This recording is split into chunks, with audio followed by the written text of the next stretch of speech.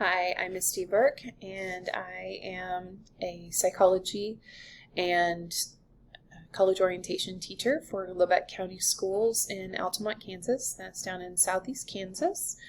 This will be my 5th year teaching and working through Fort Hays to finish up my master's degree.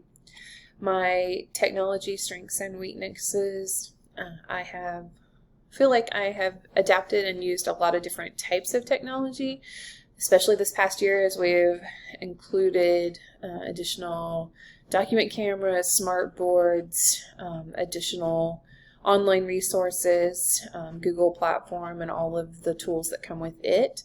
My weaknesses, I think sometimes I don't always know how to measure how little or how much to incorporate.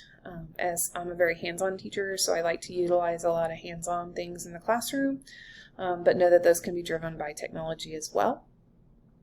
And what I want to get out of this class is learning additional resources that are available for that technology integration and identifying creative ways to incorporate that into the curriculum that are beneficial for the students, but also keep that hands-on component. I look forward to meeting all of you during this class.